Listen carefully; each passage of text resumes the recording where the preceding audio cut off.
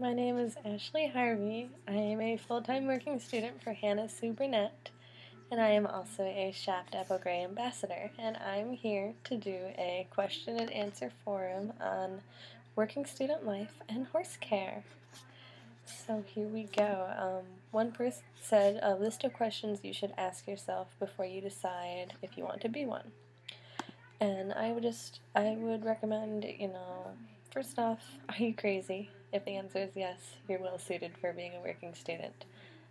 But realistically, do you mind 12-hour days, 7 days a week at the barn? Do you mind giving it your all, doing everything from mucking stalls to riding horses?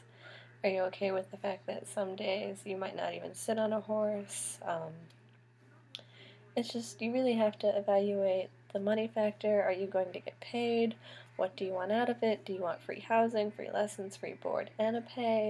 You have to figure out what you want and what you're looking for, and just, you make sure that you're ready. If you have to think about if you want it or not, you're probably not ready to be a working student.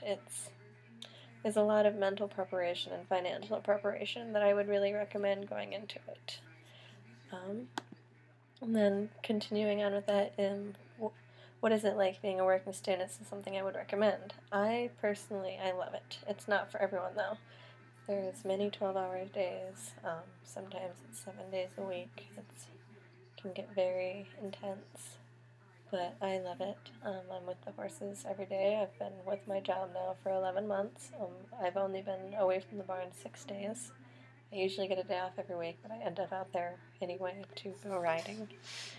So I love it, and if you want to be a professional eventually, this is definitely a great way to do it. You learn a ton about horse care and riding, and you meet a lot of the right people, so I would really recommend that. I love my job. I love being a working student. I can't imagine not, taking this path and route to trying to become a professional one day. When I first started as a working student, did I ever feel homesick, and how did I overcome it? I'm still homesick all the time. My family's back in Michigan. I'm currently in Florida. We spend summers in Virginia, and I miss them a lot, but I call my mom and my dad and my stepdad and my grandparents every day, and they come down to see me as often as they can. When I get vacation time, I go see them, so it's not something you ever really get over, but could be worse. I mean, I'm with horses every day, and my family knows I'm following my dream. One person asked, how did I get the job? Well, every person and their working student experience is different, but what I did is I made a cover letter, a resume, and a series of reference letters, both equestrian and work-related, and I just started emailing people and seeing if they were looking. I mean, you just start throwing your name out there and, seeing if people are interested in you. You're selling yourself as an employee and, talking yourself up, and eventually you'll get there. So eventually someone will bite and be interested. Even if you don't have a lot of experience, the willingness to learn goes a far way.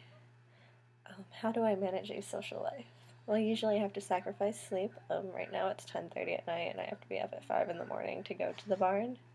And I went out to dinner with some friends down here in Wellington, and,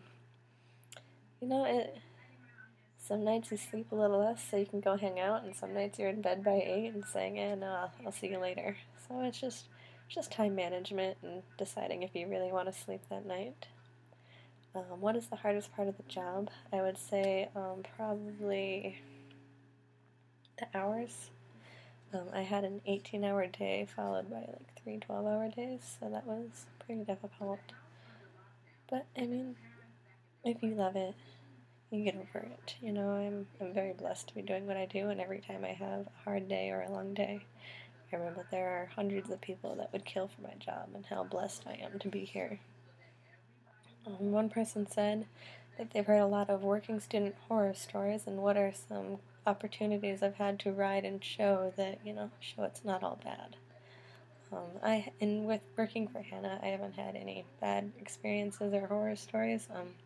I actually get to compete one of her horses. His name is Woodbury, and he's a sale horse, and he's fantastic. I get to do fitness rides on her 2-star horse and 3-star horse, Danny-O, and Harbor Pilot. I even got to gallop Harbor Pilot the other day, which is incredible. But I get to ride a lot of sale horses, and I get to lesson on her horses and jump them and do dressage, so it's really great. I really get a lot of ride time, plus I have my own horse that I get lessons on 6 days a week, so it's really incredible. I have no horror stories to tell, only good ones. One person asked, do I have a job outside of being a working student? How do I pay for everything? I don't have a job outside of this. I don't have time for it.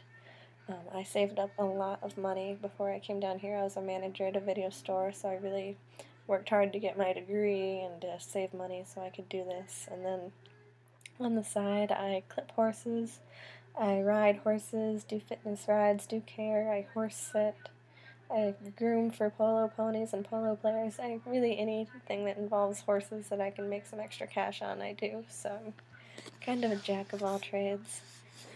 Now on to the horse care questions. Heat versus cool therapy. When to use each one? Well, we use cool therapy after cross country. We ice the horses 3 times, 20 minutes on, 20 minutes off.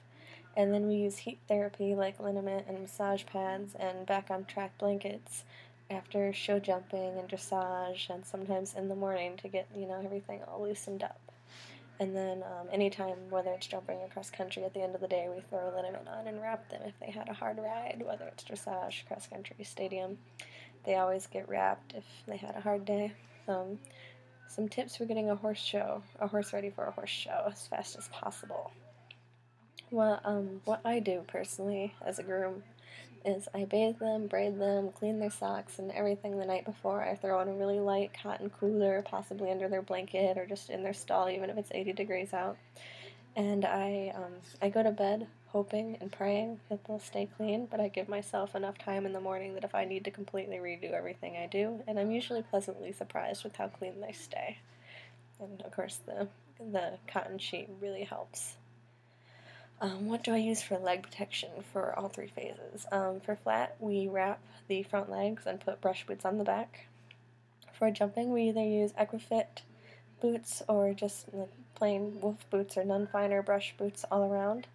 And then for cross-country, we use special cross-country boots and cross-country bell boots to protect their legs. I'll do another video sometime on reasoning of what we use and why, but every video I've taken, I've run over on the time limit, and I'm already going on 8 minutes, so I don't want to bore you guys. The last question is fitness. How do we get our horses fit? The ultimate best thing for horses to do for fitness, for anything, cross-country, dressage, stadium, show jumpers, you name it.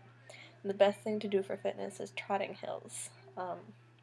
In Virginia, we make total use of that. In Florida, there's not very many hills, so what our horses in full work do about 2 or 3 times a week is we walk them on the bit for about 20 minutes, and then we do a 15-minute trot set, and then a 5-minute walk set, and then a 15 or 20-minute second walk set, or trot set, and then we walk them for another 15 minutes. And the more you can do on hills, the better. It really benefits them.